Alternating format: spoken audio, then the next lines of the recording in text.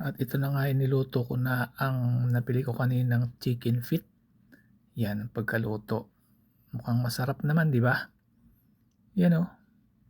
Sarap! Please like and share.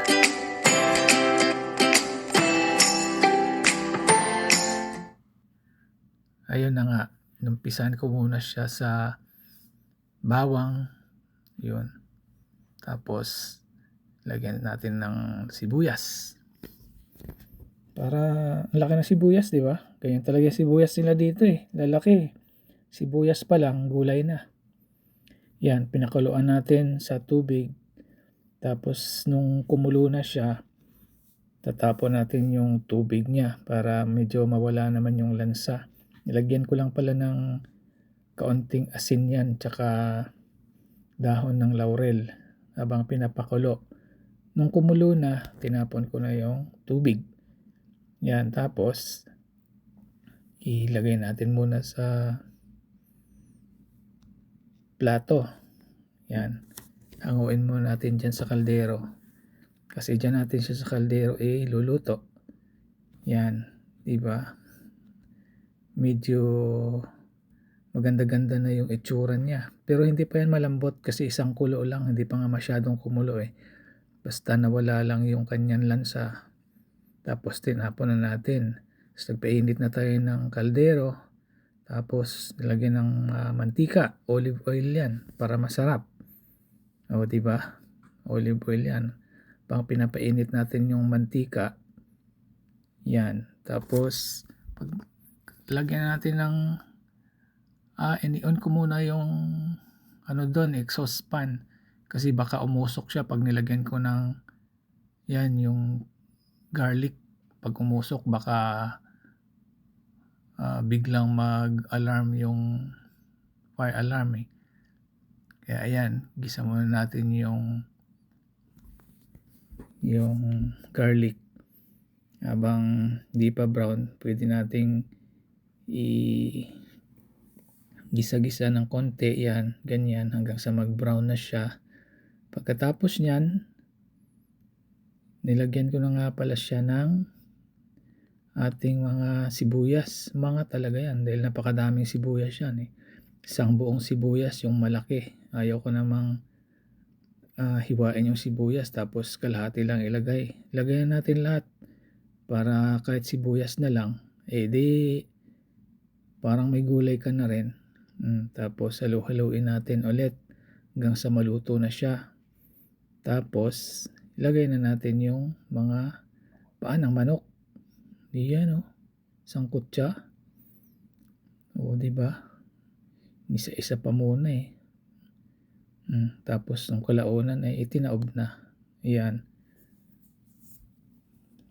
Tapos haluin mo naman siya para malagyan ng kaunting mantika yung mga paa. Sarap. Yan, tapos nilagyan ko na kaagad ng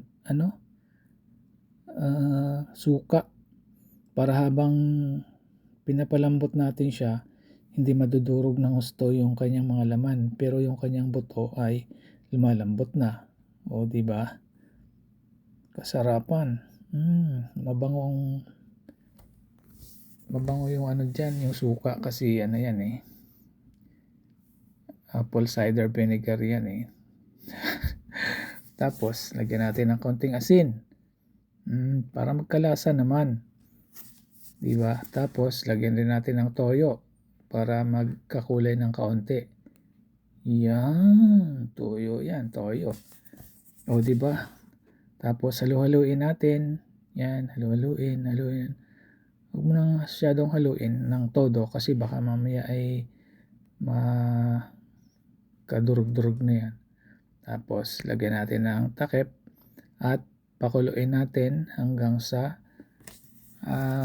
lumambot. Lagyan natin ng tubig. Yan. Isang tasang tubig para pangpalambot na rin niya.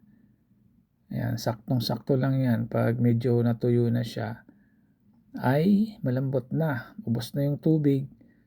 Malambot na rin. O yan. O diba? Sarap na yan. Tikman mo yung lasa. Ang tama na yung alat. O, diba? Tapos, nilagay ko nga pala ng ketchup yan para magkakulay pula naman. Tsaka magkaroon ng medyo matamis na lasa. Yan o. Tapos, haluin mo. Nalo ko na. Yan o. Halo-halo na. Para maging pantay ang kulay. Sarap. O, diba? Tapos, palambutin lang natin konti hanggang sa matuyo. Nung natuyo na, o yan, pwede na. Kuha na tayong kaunti para matikman na natin. Sarap yan. Siya nga pala, yan lang kinakain ko. Hindi na ako nagkakanin. Kasi, parehas din naman magbubusog ka rin yan Kaya hindi na ako kumakain ng kanin. Purong yan na lang. Mas marap naman Sarap din pag ganyan Yan o. Tingnan mo Wow, sarap. Sige nga, subo mo nga. Tingnan ko nga kung masarap talaga.